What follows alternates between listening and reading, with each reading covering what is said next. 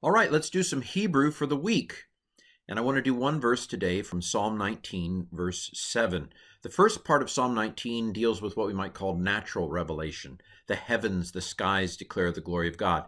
With verse 7, we turn to what is sometimes called special revelation, and that is the revelation of God in Scripture. In this case, the Torah, which normally we think of as the Pentateuch, the law, Genesis, Exodus, Numbers, Deuteronomy. Given my sense of things, which is not an expert sense of things, but my sense is that if this is referring to Genesis, Exodus, Numbers, Deuteronomy, it's probably a post-exilic psalm. Although I could be wrong, it could be referring to some portion of the law, or I might be wrong on my dating. But let's go ahead and dive right in. I do think it's probably it's not referring to the whole Old Testament. I think everybody would agree with that. Probably referring to the Pentateuch. I think a lot of people would agree with that, although they might disagree on what that means in terms of dating.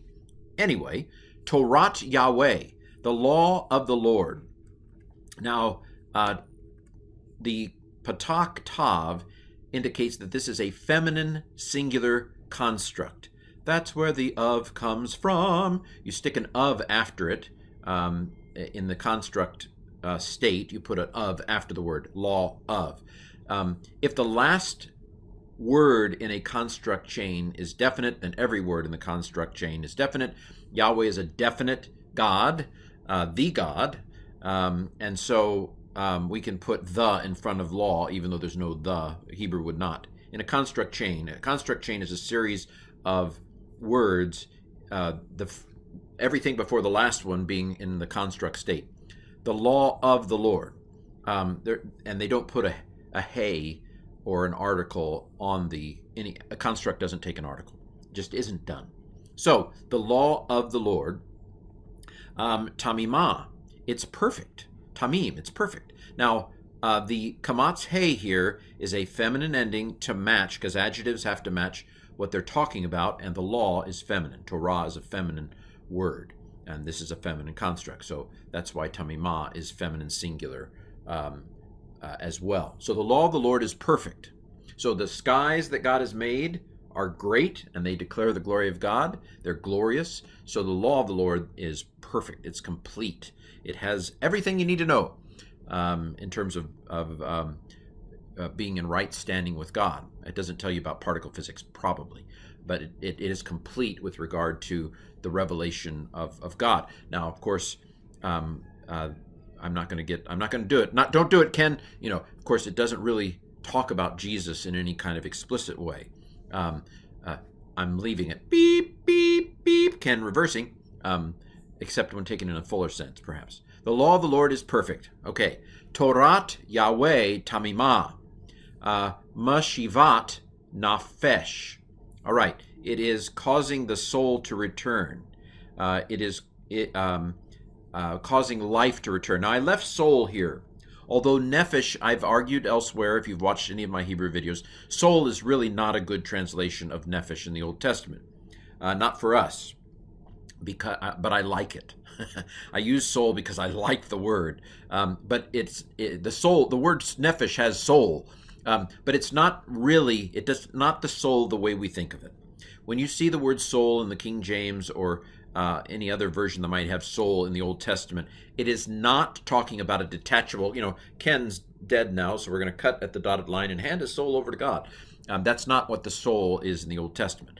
God breathes into Adam, spirit, into the dust of Adam, body, and Adam becomes a living soul. It's a whole living being. And of course, the creatures in the sea in Genesis 1 are nefesh kaya. They're living souls. So souls is not a good translation for nefesh because we immediately think the part of us that survives death.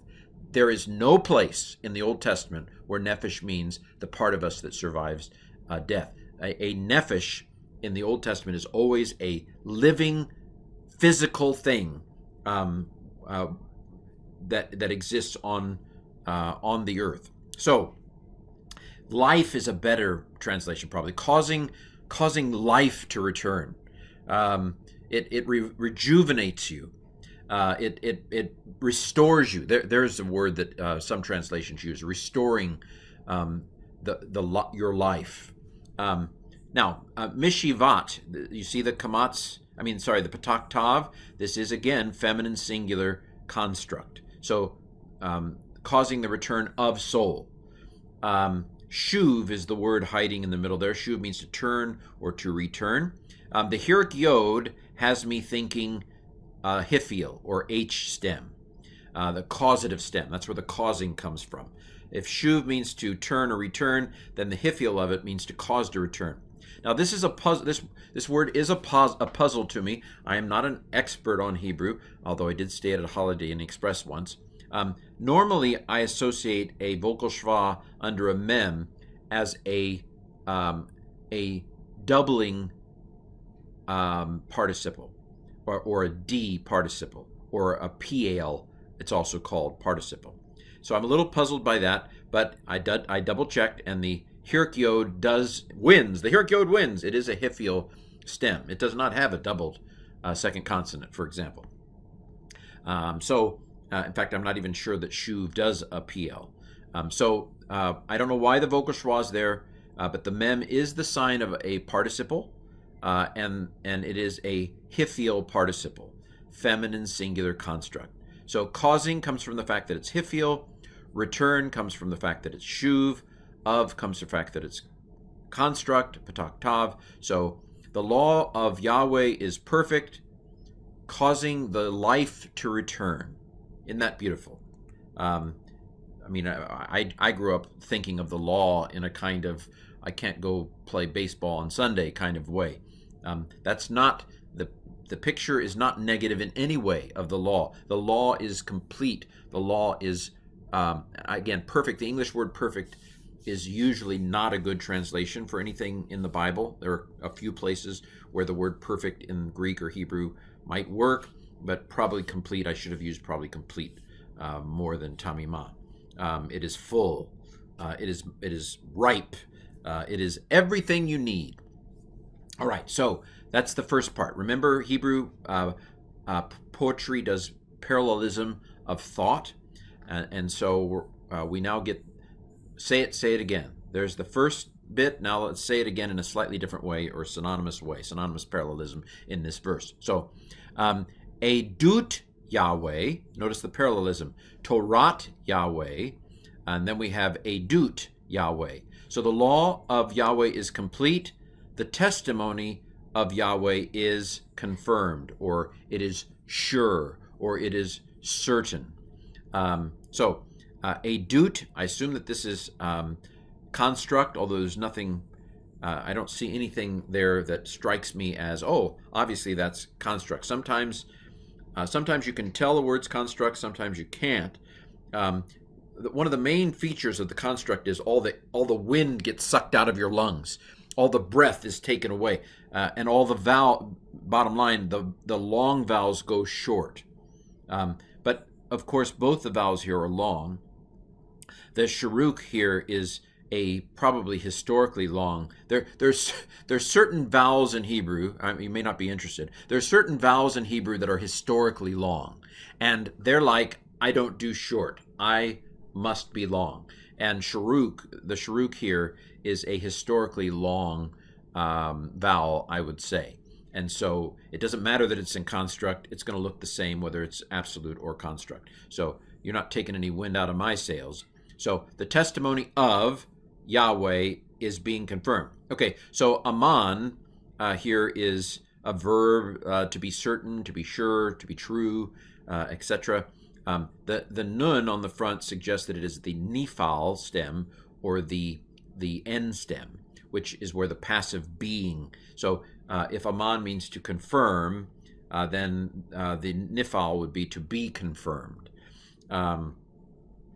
This is a participle. It is feminine singular participle because apparently testimony is also feminine singular. Again, I'm not. I apologize if I'm missing anything. Feel free to double check me on interlinearbible.org because it gives all the parsings there for free. But this, I believe, is an N participle, or nifal participle, feminine singular Absolutely. Anyway, okay. So the testimony of Yahweh. So the parallelism suggests that the law of Yahweh is Yahweh's testimony. In the law, Yahweh is testifying. And not only is the law of Yahweh complete, but it is something that has been confirmed. It is sure. It is certain. It's reliable, being confirmed. And so here we have another participle, and it's another H or Hiphial participle as well. See the Hirik Yod, Hirik Yod. Now here we have the mem telling us a participle, but it has the right vowel. Thank you very much. The patak under the mem is what you normally associate with the Hiphial participle. So this one is nicer than this one. Patak tav again suggests that it's construct, feminine, singular, where the of comes from. Causing comes from the fact that it's Hiphial, and then kakim, causing to become wise. Causing comes from the Hiphial. To become wise comes from the kakim, and then of is from the construct. Of simple, pati. So it makes the pati, the simple or foolish. It makes them wise. Isn't that interesting? I always felt like I had some of the answers to the test of life, because I always have felt like, well, because I know a little bit about the Bible, or have studied a little of the Bible, or have learned some things, that I have the answers to the test. Oh, Ken, how can you be so smart? Yeah, people don't say that very often, especially not at home. Ken, how can you be so smart? Well, I didn't want to tell you, but I've got the Bible written on my sleeve. I've got the answers.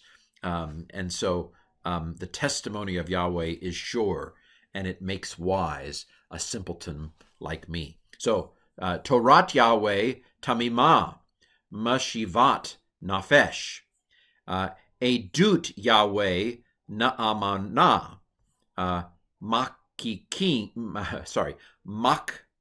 makkimat pati. Boy, I didn't do a good job for that one, did I? Anyway, that is Psalm 19:7. The law of Yahweh is complete, causing life to return. The testimony of Yahweh is sure, causing the simple to become wise. Well, this has been the Hebrew of the week.